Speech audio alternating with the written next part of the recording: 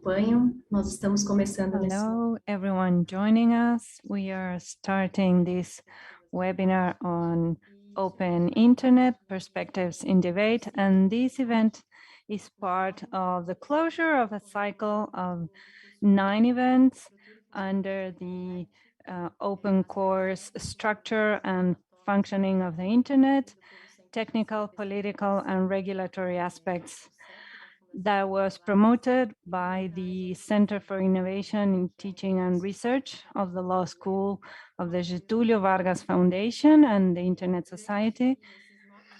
During these 9 meetings, 45 participants, among which were journalists, lawyers, and students from different parts of Brazil, discussed the different topics among which are content moderation, data protection, misinformation, hate speech, intermediary liability. And so it's my pleasure to close this series of meetings with 2 guests that are so important in this area in Brazil. We have the opportunity today to hear 2 representatives. We are still waiting for Representative Molon to join us, but here with us is Representative Orlando Silva. So, as we all know, Alessandro Molon is a federal representative since 2011, and he was very involved in the regulatory framework, what we call the civil framework of the internet in 2014. And here with us is Representative Orlando Silva, who is a federal representative since 2015 and has been very involved and is really involved right now with the bill that is being discussed in Parliament right now that is known as the fake news bill. We appreciate you accepting our invitation. We are waiting for Representative Molon. I am Natalia Neris, and the idea for this meeting is to ask some questions, to stimulate discussion around some topics that have to do with open internet. And if you have any questions about what they are discussing, if we have time, you can submit your questions through our communication channels. And I would like to I welcome everyone. Thank you, Representative Orlando, for your time. I know this is quite a difficult time right now, so it's a pleasure to have you here. So we work with a concept that we mention all the time in this course, that is in the name of the course and this webinar, which is open internet.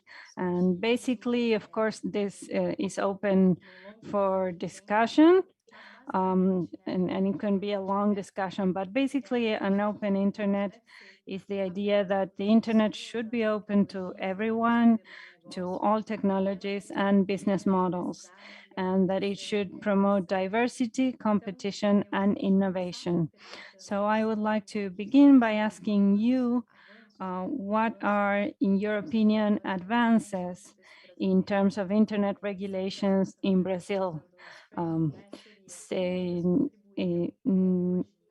In our framework, it would be what measures have contributed so far to keeping the internet open? Well, Natalia, it's a pleasure to be here. We exchanged a lot of messages, but we hadn't seen each other face to face. So I would like also to say hello to Alexandre, Flávio, and everyone for also, and also to my colleague Molon. We are in the middle of a session here in Parliament. I think the opposition is in more trouble. We are discussing a very important bill right now, so I went out of the meeting for a while. And I think this is a very important issue for the digital era here in Brazil. It brings a series of opportunities in the field of the economy and for citizenship. So I think that any debate about what we as representatives can do, I think it's very important, and I have a lot to learn with you. Brazil is a relatively well-connected country and has good experiences with the operation of an open internet. It's more and more accessible. Representative Molon can speak more on this, but the civil framework of 2014, I think it was a key moment, a milestone in what we call a regulatory architecture, especially for data privacy. But I think this applies also to the internet regulation. We have the regulatory framework architecture, to sort of speak, and an institutional architecture. I refer to as regulatory architecture to the regulations. We have international regulations that regulate the operation of the internet in Brazil. Representative Molon can speak more on this because that's his specialty. But I think that after 2014, after we established this framework, the next step was discussing privacy, data privacy, which is very important. It's an essential right, and the general personal data protection law takes into account all the principles and concepts. I think it's a very protective regulation for users, and it's inspired by the European data protection regulation. And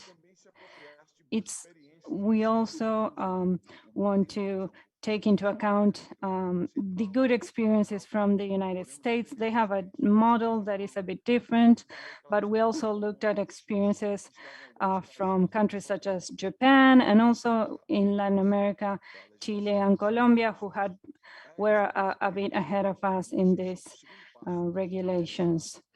And then after this, the third step in this regulatory architecture that has to do with privacy is the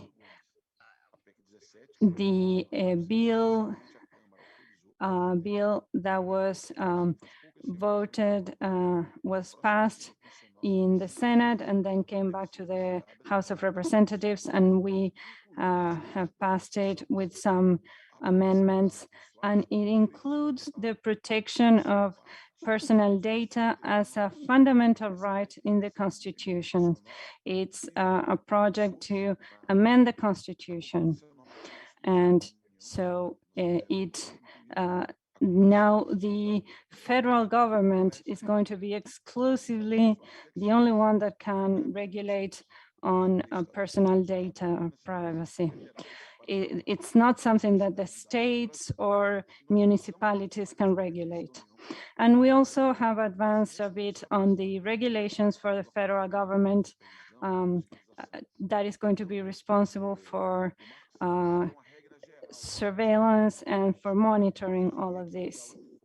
This is there's an important connection between these regulations and the protection of personal data. And also connected with that regulatory architecture, we see we see that we need the architecture of institutions. We have an authority for data protection that was recently created, and so this is all something that is we are working on right now, because the laws didn't provide for a review, for a revision after a while. So we are now revising those regulations and seeing, looking at the possibility of working with other bodies. And so, for example, when it's something financial, the central bank is in charge. So we have, this would be sort of the spine of a system that takes care of personal data protection. In general, for the internet, we should have, we have a managing committee. So this is very important to support the work, to have different sectors, not just the government, but to have the civil society, companies, the academy, everyone involved.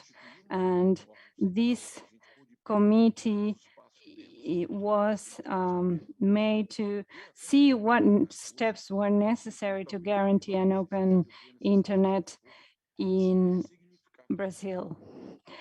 And so now we need to re-signify what, because a lot has changed from in just a few years.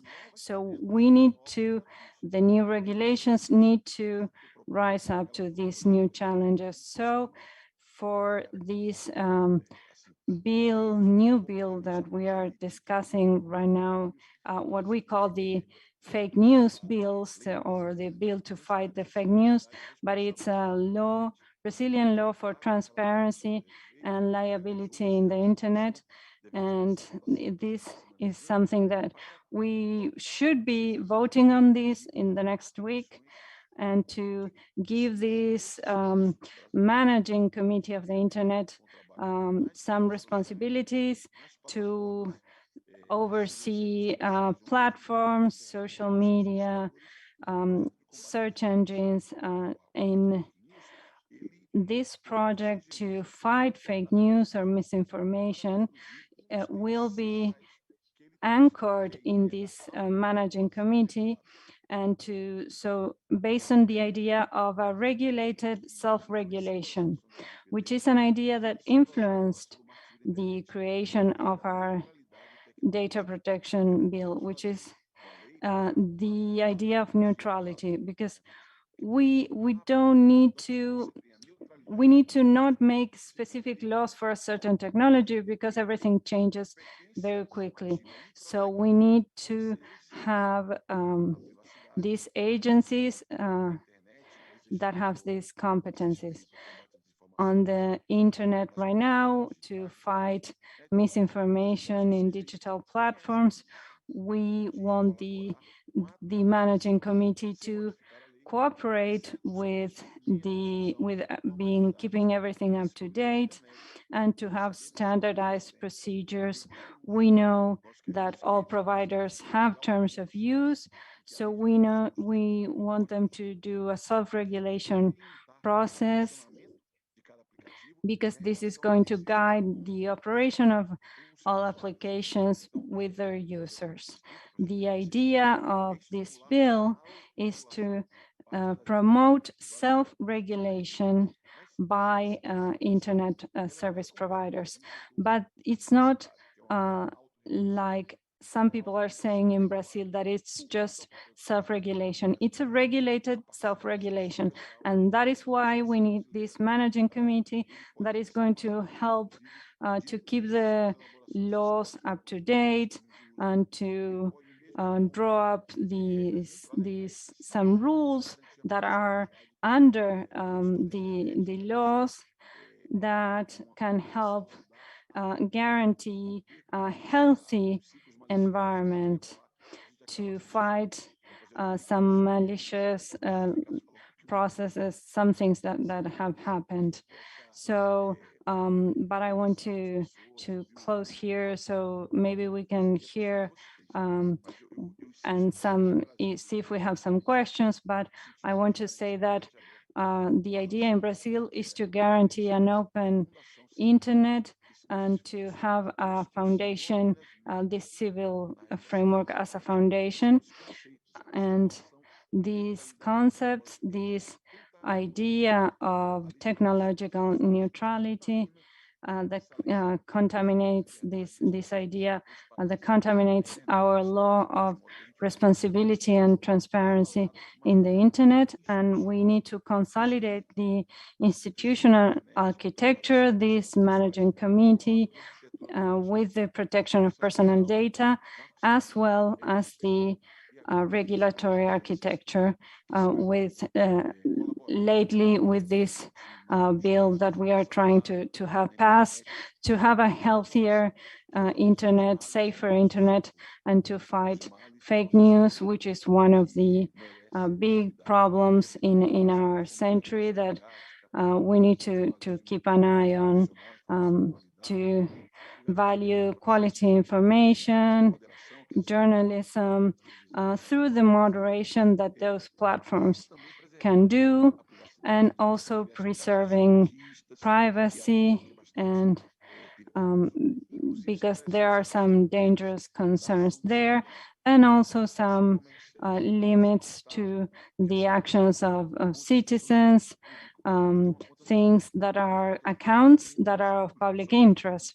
For example, I have a Twitter account and my account is of public interest if the information that I put there is of public interest. So I think that these accounts deserve a very special treatment.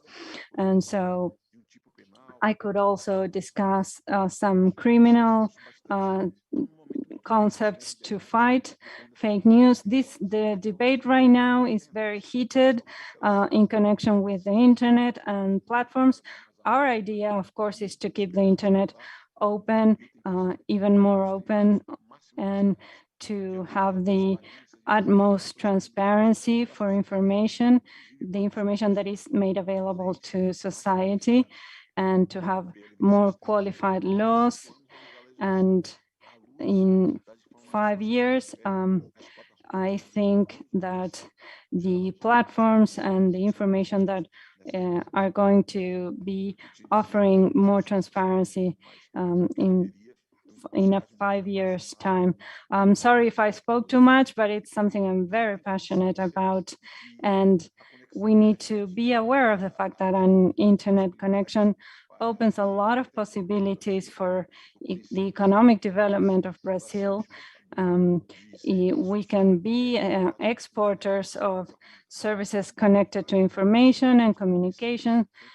And I am convinced that the internet offers powerful tools for digital development and to be more inclusive and to include more people, to become politically involved, with the permanent challenge to keep this healthy, and so that everything can flow in this wonderful thing that civilization created for us. Thank you. Thank you, Representative. Thank you for this overview of the main frameworks that we have. I think this is very important to start the conversation. I think you already so these are some very controversial things. Some have not been solved yet. So what opportunities for improvement do you see for Brazilian regulations? And you can mention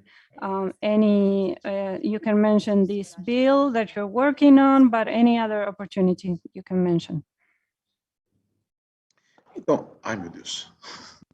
Então, tá tendo sessão, tá tendo votação agora, você fica meio ligado nos dois campos ao mesmo tempo. Olha, eu diria que nós temos um grande desafio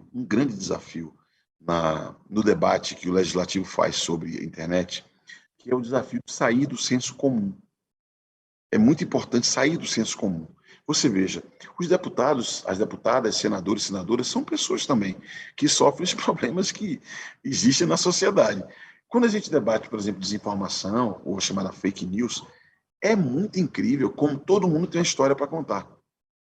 E as pessoas têm uma história para contar e tentam projetar uma legislação que seja funcional para enfrentar esse seu problema. E isso traz muitos riscos, né? Estava conversando com um parlamentar super importante esses dias, e ele falava assim, não, mas o problema é que se determinado buscador ele tem que tirar aquela notícia que foi publicada sobre mim, porque aquilo não é verdade, uma questão que está no ambiente da justiça. Eu falava para eles, olha, nós tivemos uma decisão do Supremo Tribunal Federal sobre direito ao esquecimento, e tem certos limites esse debate, até porque o acesso à informação é um direito essencial do cidadão. Então, a gente está sempre no limite e nós precisamos sair da caixinha, pensar... We are always at the limit, and we need to stop thinking about common sense. And I may say this is a huge challenge. And today, in a debate that we had, the representative said that what platforms are doing is censorship, and we need to moderate content. But what I believe that platforms cannot do is to include transparency in rules of content. We need to identify the users and have the right to use that. I can do some moderation and I can prove that this is appropriate. And this is an ethical problem of the platforms to have moderation. And I'm just sharing some point of view of some representatives, and I may say that it's key to stop considering common sense, and we need to think about the system as a tool for economic development in Brazil. We are paying a lot of attention to some concerns that the platforms are sharing with us to stop limiting innovation. For example, in a report that I presented today, I changed from 2 million to 10 million of minimum users in order to apply the law. Because I realized that the suppliers had a lower number of users and they deserve bigger margin so their business can work because this is a service they are providing. Therefore, we need to stop considering only common sense and think about the opportunities that we have in terms of businesses and for Brazilian society. Now I'm focusing a lot on the fight against malware, for example, and we have a lot of risks. There must be like 10% of people using the network for bad purposes, and the other 90% is using internet for good purposes. Of course, we have different suppliers, different services, but we need to consider the architecture of each service and each provider, everything in dialogue, and we expect that we can start partnerships with that companies and with the public sector because they are going to be successful if the functioning of their own businesses is healthy. And my answer for your question is to stop thinking only about the common sense and have a more broadened perspective. Thank you very much. I would love to continue talking about this topic. And now let's think about the multi-sectoral dialogue. And I would like to ask you if you consider that this is collaborating to the open internet, and what should we expect from the different sectors that are composing the ecosystem? So what shall we expect from the government, from private companies, from the academic sector, and from the technical community as well? I believe that in order to understand the civil framework of internet in Brazil, in my opinion, we need to take into account this multi-sectoral character. And we need to make progress by identifying different mechanisms that may allow continue operating that way. When we're trying to fight disinformation and when talking about auto-regulated regulation, we are doing our best and we are betting that the companies will have the ethical commitment to fight this. And they are going to establish their own rules. And when we are saying that this auto-regulation should be auto-regulated, it's because the rules are being made by that companies, and this is of public interest. I believe that having the chance of an open internet and good services depends on the partnership between the public sector and the suppliers of services. During the election period, we had a lot of progress and we had a better environment during the previous period to the election. And it's very important to consider that the technical community and all these specialists, the experts that are analyzing internet from different perspectives, can push us to the limit, because that way we can generate the conditions to make progress and move forward, because there is a lot of potential that we have new challenges every day. And my expectations are that civil society would have critical thinking about the company's behavior and about the behavior of technical experts, because civil society should be the eyes of the users. They should be assessing all the internet functioning processes. But these should also provide the technical density, and that way we should create the regulatory tools or instruments. And that fields needs to be systematically cooperating. This is the vision I would like to see, a collaboration perspective, because this is what this multi-sectorial perspective is providing us.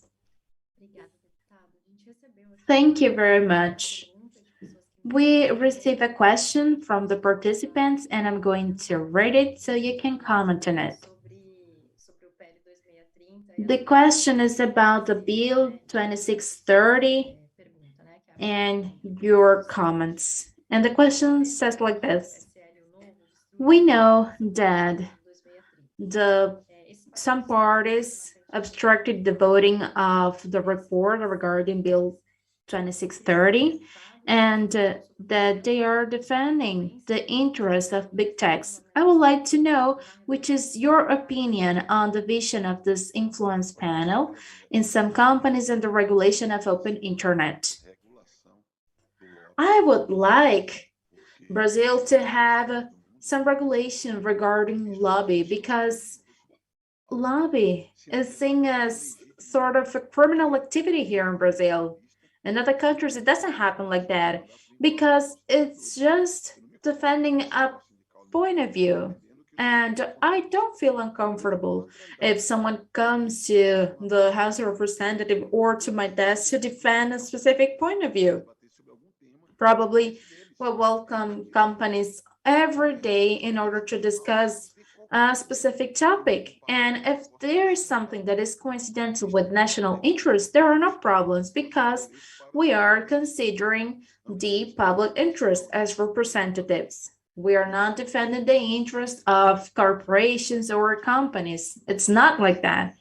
But I would love to have more transparency, because if we have regulation regarding lobby, probably people would feel safer. And I'm a part of the digital discussion, and I heard some comments, and then I realized that this is not a specific topic in the parliament. I haven't realized that. I didn't believe if it was legitimate or not, but I just needed to assume that there is a network that is called right in the network, and they are defending their own point of views. And this is not bad. I discuss a lot of things with them. We are not on the same page on all the topics, but they are defending their own interests in an open way. And I consider that companies are very clear about that. We are not considering legitimate some instruments that would be important. So in the politics world, you should have a lot of patience. You cannot even imagine how many meetings I've already had regarding this topic. Multilateral meetings with different participants, with different actors, and until the final voting of the text in the parliament, probably we will have more meetings, probably dozens of meetings, and our goal is to do the best of our work.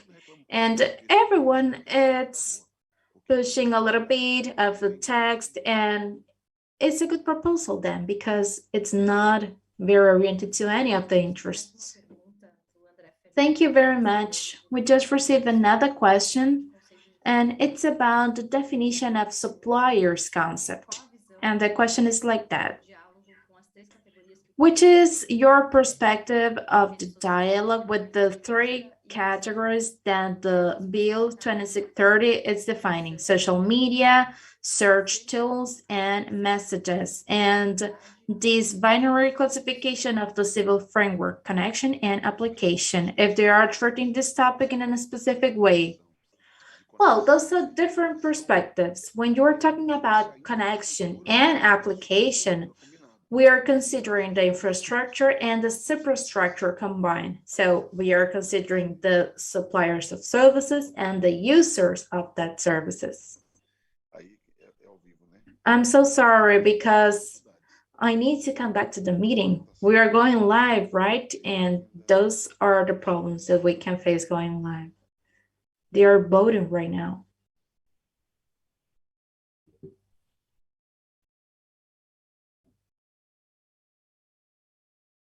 Então, voltando ao tema, me perdoe, viu, Natália?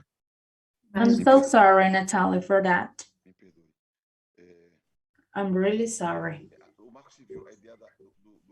Well, considering the civil framework, the connection and application supplier, it's sort of the infrastructure and the superstructure. But in fact, that bill that I comment, it's more about social media, search tools, and messaging services. We had a discussion, and these search tool suppliers prefer to be kept outside of that discussion because they consider they have some differences. And I agreed on that, and I specified those services in a different chapter. So now we're going to discuss the three services: social media, search tools, and messaging services.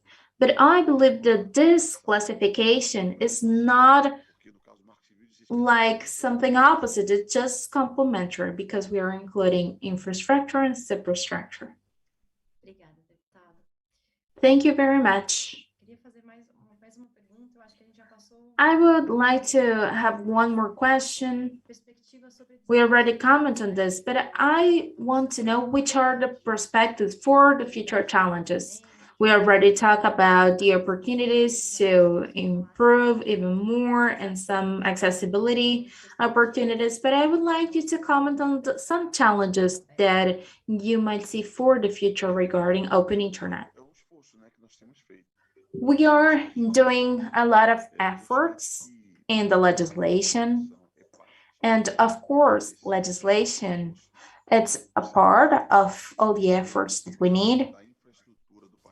There are some issues regarding our country infrastructure now that we are starting with the 5G era that will provide us more opportunities to improve our internet connection. And the world of my dreams, we have the most sophisticated infrastructure here in Brazil. And 5G is not only for the capital cities, as it's foreseen for the short term, but also for the whole country. And in the world of my dreams, we would have some mechanisms of connection that doesn't require people to have mobile internet in order to explore the network. And this is a part of digital inclusion. When we are discussing about this, the different sort of comments come up. And we have a country with a lot of people that cannot even read, but it's more severe not having the opportunity to tag a source of information. So having full connection for everyone is social justice. In that way, you are allowing people to explore all the potential that we have in terms of economics, culture, and social issues. We need to consider the infrastructure, logistics, that's very important. And we are going to face the social and economic inequality in Brazil that it's translated in the lack of accessibility to internet connection in the whole country. And this legislation and this norms architecture that I referred to at the beginning of the webinar, it's a good way to go. We need to include all the topics in the discussion. Thank you very much. As I mentioned before finishing, I would like to invite Professors Flávio Wagner and Alessandro Pacheco to continue with the discussion. So I'm inviting them to join us, and the floor is yours. Do you want to start, Alexandre? No, you can go ahead. Good evening, everyone. Good evening, Orlando Silva. Thank you very much for your presence. It's great to have you here in this last meeting of our course. As Natalia already mentioned, we had a very diverse audience in the course because we are trying to represent this multisectoral idea that you already referred to.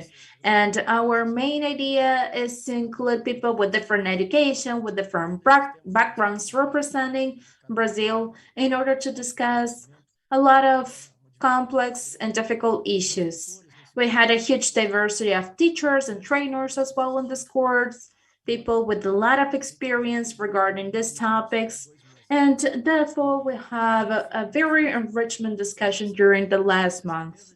We are truly happy to have you here, and I just want to mention that considering all the sectors that we have here represented, the trainers of the course, the organizer as well, and the Brazilian chapter of Internet Society that I'm a representative of, and different representatives of the technical community, the academic sector, and the companies are generating a good partnership here. And we also have a lot of representatives from the civil society. Here, you will have a lot of partners and institutions that are seeking to improve the legislation.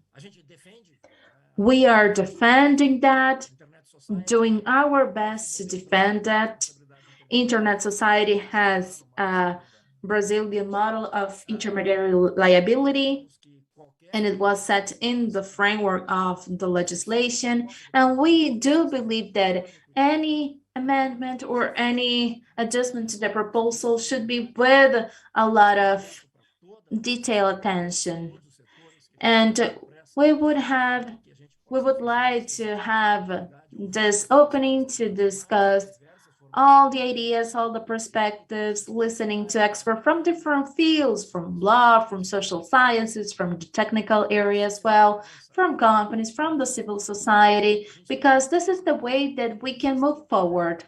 We try to contribute a lot with the Bill 2630. A lot of the companies that are here today send suggestions and criticize as well when they thought it was necessary. They already made some positive comments as well.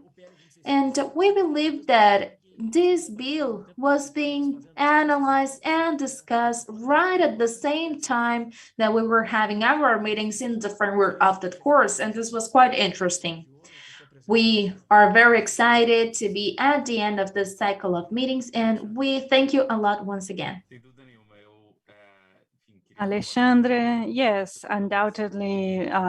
Good evening, everyone. I wanted to echo what Flavio was saying. Two things that have drawn my attention that I think are really connected with what Representative Silva was saying is that aside from having complex issues in the technical and legal areas, one of the key things to be able to build solutions for regulatory and institutional architectures that serve the demands of the society are our ability to be able to build solutions jointly with different stakeholders in society. So we need to have a language that enables communication of different perspectives. So I think this is very interesting, the regulatory framework of the internet and specific regulations. We are going to need to be able to discuss with terms using terms that are perceived differently in different areas. So our ability to build a common language is one feature of this area that is something that building regulations for the technological field is something that is very important. Another thing that is fundamental in discussing between the legal area and the regulations of the technological space are the knowledge of the technological aspects that are going to be regulated is critical so that we don't make mistakes. In order to have an internet that is as wide as possible and to have a more diverse internet that we even sometimes conceive. So I think what Representative Silva said was fundamental, because we need to look less at specific examples and much more at the idea of the plurality and diversity of things that can make Brazil to build such extraordinary projects as we have had in the last few years. Thank you. Thank you for the debate. Great. Well, we are nearing the end. The words of Flávio and Alexandre were more closing, but we still have another question for Representative Silva. And the question is, Chapter 4 of your bill has a series of obligations for public, for governments. And what are the issues? Would these things be applied to an account belonging to a politician, a government official, or to the account of the office? Oh, sorry, I'm a bit tired by this time. Well, Chapter 4, which deals is Article 22 to 29, they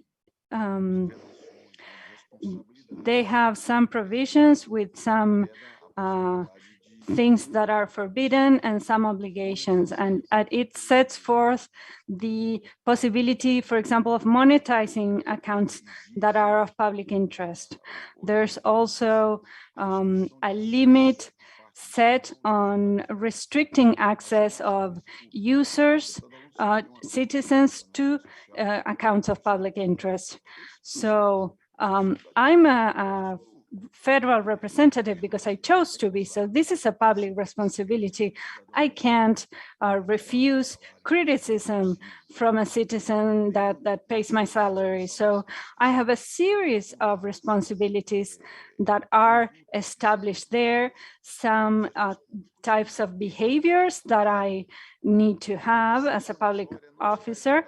And so it's not specifically in the criminal code, but there are some exemptions connected to some restrictions placed on the public administration that have been for years. So it's an extension of those things.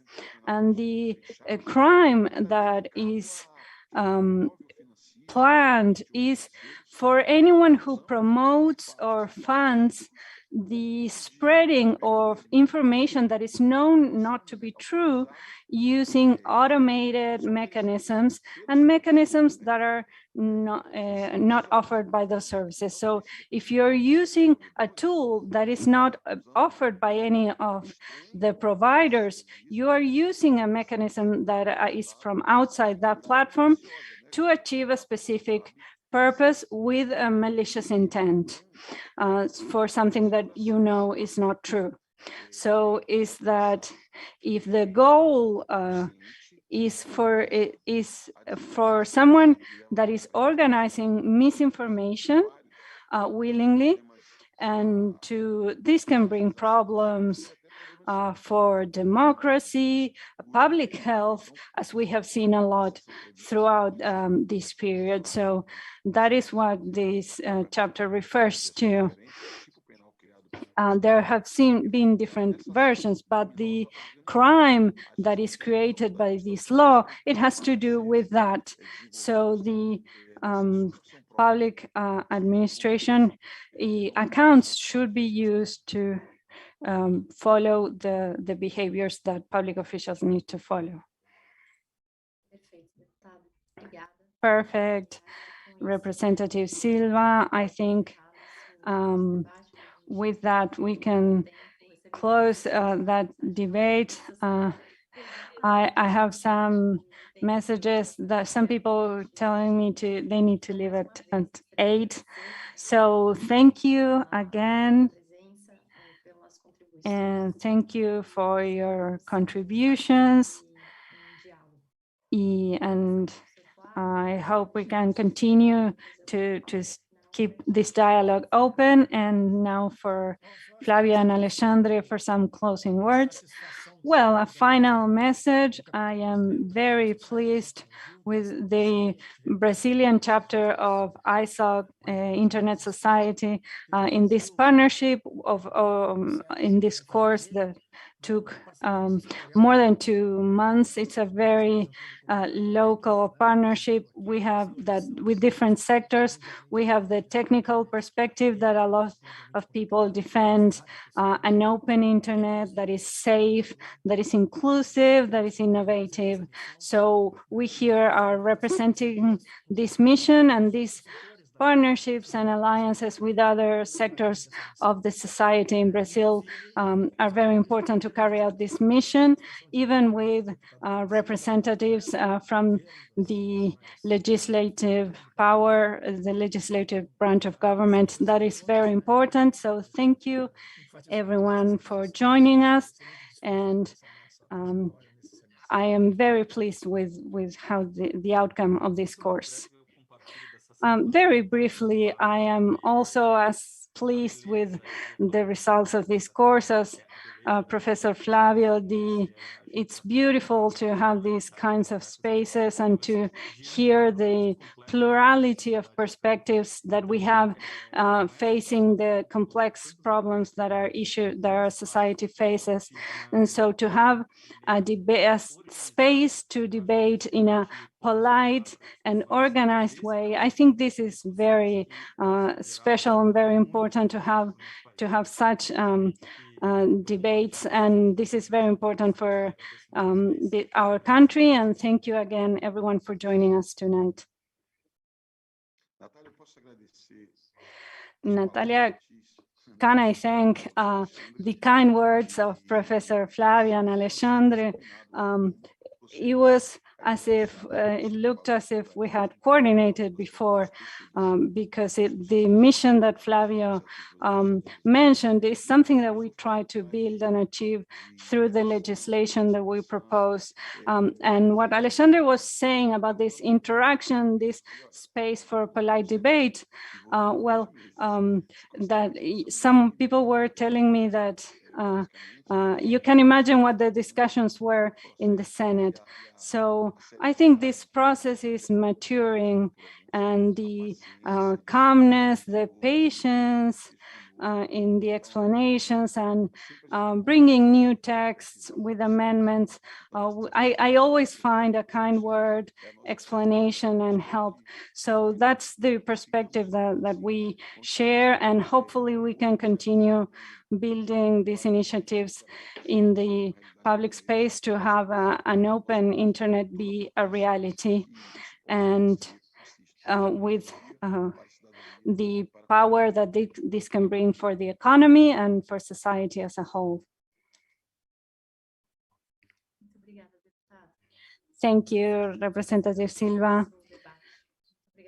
So we close our debate. Thank you, everyone, for joining us.